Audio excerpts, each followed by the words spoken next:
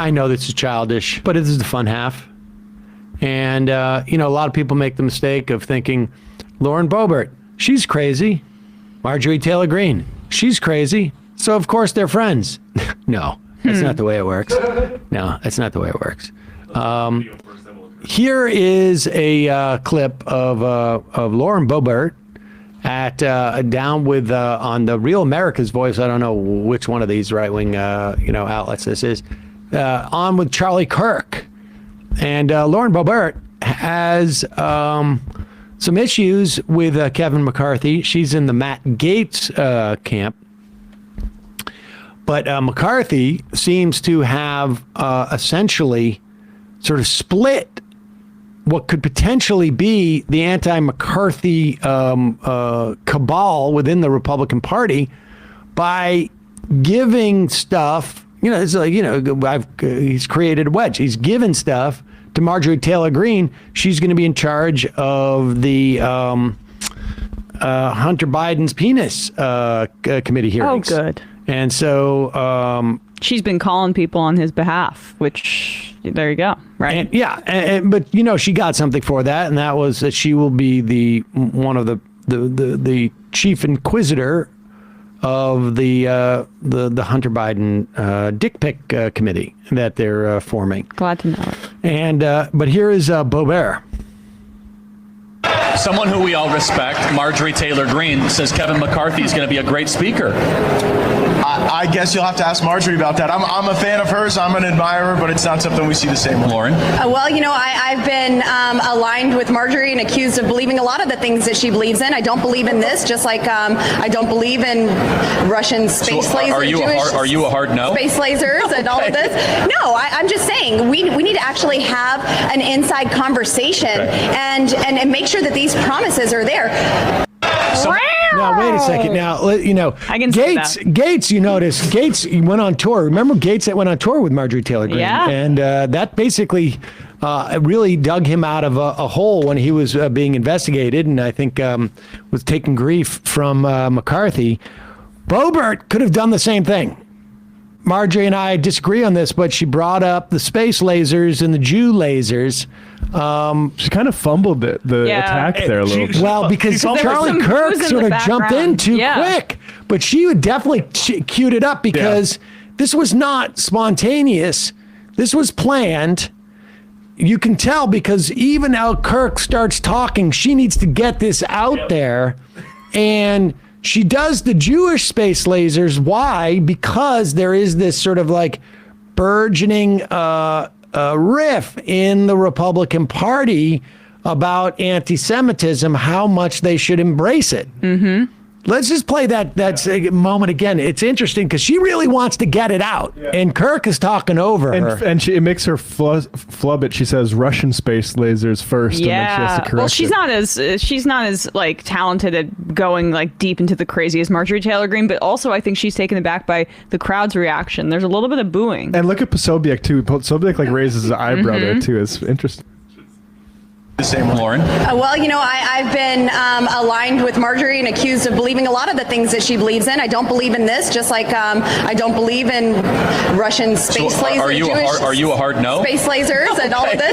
No, I'm just saying we need to actually have an inside conversation and make sure that these promises are there. Now, I don't know. It's inside conversation and promises are there. It sounds like Marjorie's not answering her phone calls. Yeah.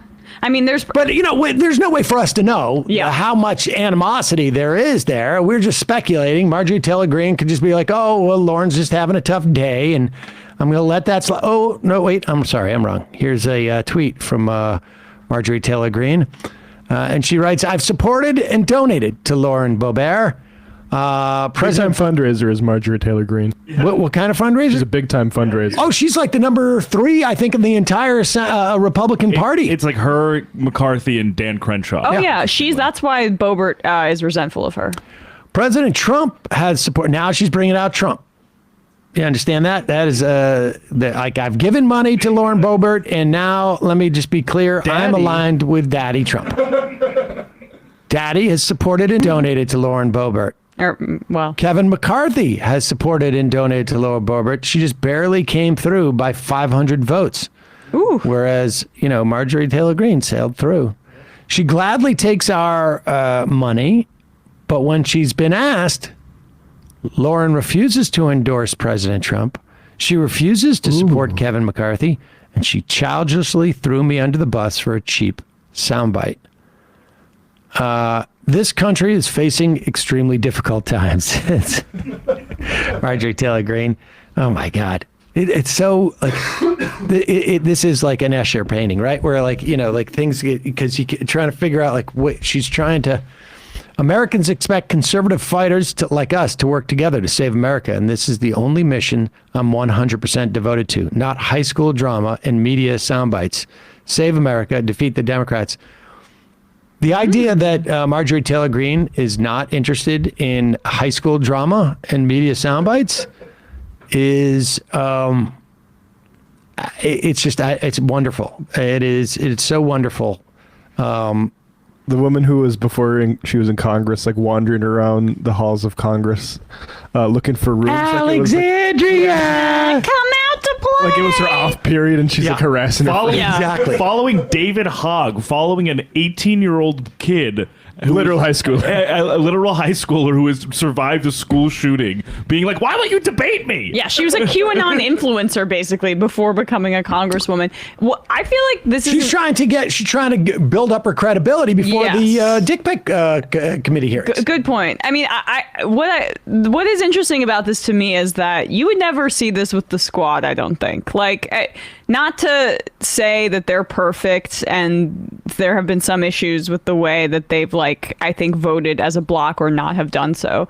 But the right loves to pit women against themselves, and I feel like these women are they have some internalized misogyny that I would imagine is feels quite natural to them, and I would guess that it's just they're allergic to working together and actually having some sort of relationship on that front, even though there's no ideological daylight between Marjorie Taylor Greene and Lauren Boebert.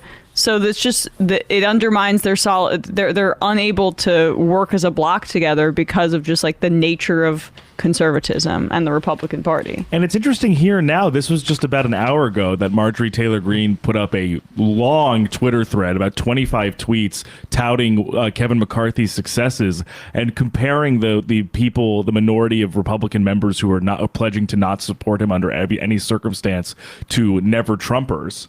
She says, never Trumpers' bad attitudes produced Republican refusal to work together and accomplish the MAGA agenda that Americans rallied around and voted for in record numbers. I am very interested to know where Mark Levin is on this and where Laura Ingraham is on this, on their radio shows, and Hannity for that matter. I mean, that is where you would see some of this stuff would be pretty telling.